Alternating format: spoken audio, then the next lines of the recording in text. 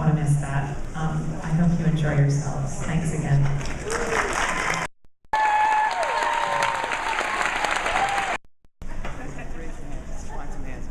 Oh, I see one there. Stand up? Right, yeah. Stand up, we'll get you the microphone. It seems, I'm loud.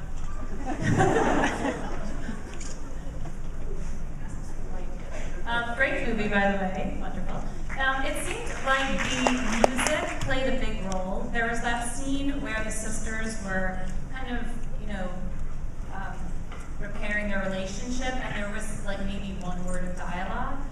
So a lot of, and the music, so can you tell us a little bit about that? Like how you just thought, how it played out?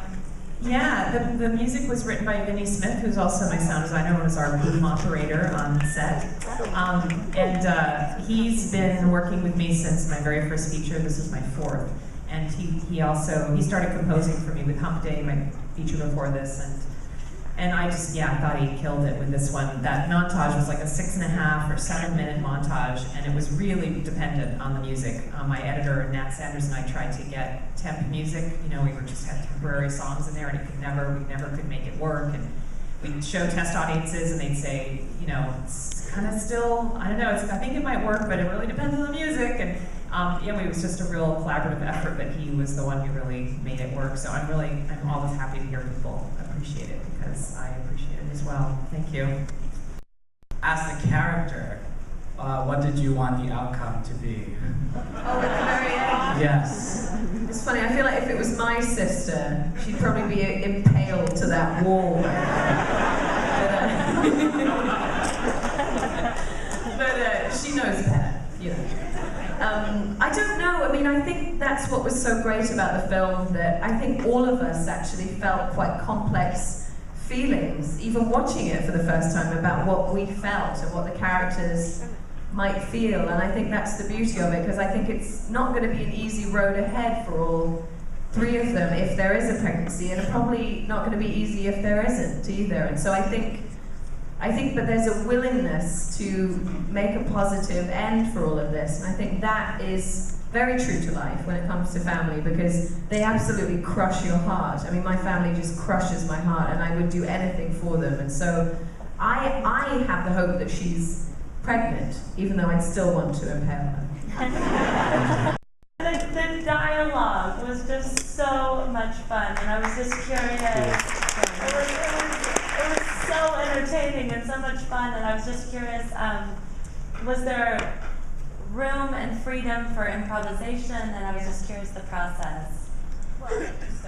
Yeah, we had a 70-page sort of scriptment. My last film, Hump Day, was completely improvised. It was a 10-page outline with no dialogue written at all. And because Emily and Rose weren't veteran improvisers like Mark Duplass is a veteran improviser and does it on this TV show called The League, and has done it in movies a lot. But with these gals, I just didn't want them to feel like they didn't have a safety net of some kind. So I had a lot of the scenes written out, but it was always clear that they were just to take the lines that they liked and leave the rest behind. It was always, they should just feel free to just fly off the script. And we had 2 cameras, and so they could do that, and they most often did. Yeah, it was nice to be able to read the sort of outlines for the scenes and some of the dialogue beforehand, but I never learnt any lines. It was more just to get the gist of what was happening. And then on the day, it was an amazingly exhilarating, but also sometimes exhausting process to be given such free rein. Because it's astonishing to be, I've never done it quite like this, where you're writing in your head and it's falling out of your mouth and it's on camera and you're like, it's like, oh my God, was that terrible?